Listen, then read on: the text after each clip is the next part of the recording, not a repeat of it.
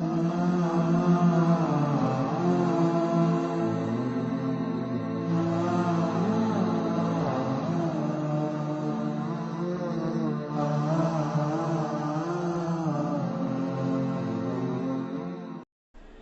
সাল্লাল্লাহু আলাইহি ওয়াসাল্লামের সময়ে একবার কুরাইশ বংশের এক মহিলা চুরি করেছিল। ইসলামী বিধান অনুযায়ী তার হাত কেটে দেওয়ার ফয়সালা হলো। কুরাইশ হলো আরবের সম্ভ্রান্ত বংশ, তাই তারা চিন্তায় পড়ে গেল যে আমাদের বংশের কারো যদি হাত কেটে দেয়া হয় তাহলে এটা আমাদের জন্য লাঞ্ছনার কারণ হবে এবং আমাদের মান সম্মান নষ্ট হবে। লোকেরা বলবে চুরির অপরাধের কারণে কুরাইশ বংশের মহিলার হাত কেটে দেওয়া হয়েছে। কুরাইশের লোকেরা ওই মহিলার যাতে হাত না কাটা হয় এ ব্যাপারে রাসূল সাল্লাল্লাহু আলাইহি ওয়াসাল্লামের নিকট সুপারিশ করতে চাইল, কিন্তু কে সুপারিশ করবে? সুপারিশ করার ব্যাপারে কেউই সাহস পেল না। অবশেষে তারা রাসূল সাল্লাল্লাহু আলাইহি ওয়াসাল্লামের প্রিয় ব্যক্তি উসামা বিন যায়েদ রাদিয়াল্লাহু তাআলা আনহুকে পাঠানোর সংকল্প করল। উসামা বিন যায়েদ রাদিয়াল্লাহু তাআলা আনহু সুপারিশ করতে গেলেন এবং বললেন, ইয়া রাসূলুল্লাহ, বিচারটা যদি একটু হালকা করা হতো।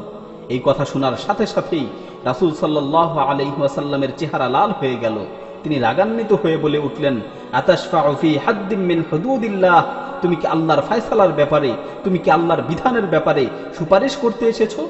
অতঃপর রাসূল সাল্লাল্লাহু আলাইহি ওয়াসাল্লাম সকল মানুষকে ডেকে সমবেত করলেন এবং তাদের সামনে দাঁড়িয়ে ভাষণ দিলেন। তিনি বললেন, ইয়া আইয়ুহান নাস, ইন্নামা যাল্লা মান ক্বাবলাকুম আন্নাহুম কানু ইযা সারাকা আশ-শরীফু তারাকুহু ওয়া ইযা সারাকা আদ-দাঈফু ফীহিম আকামু আলাইহিল হাদ।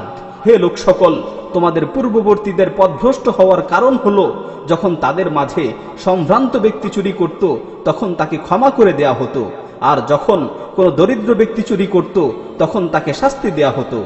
তারপর তিনি বললেন, আল্লাহি লাউ আন্না ফাতিমাতা বিনতা মুহাম্মাদিন সারাকাত লাকাতা মুহাম্মাদুন ইয়াদাহা। আল্লাহর কসম করে বলছি, শুধু কুরাইশ বংশের মহিলা নয়, আজকে যদি মুহাম্মদের কন্যা ফাতেমাও চুরি করত তাহলে স্বয়ং মুহাম্মদ তার হাত কেটে দিত।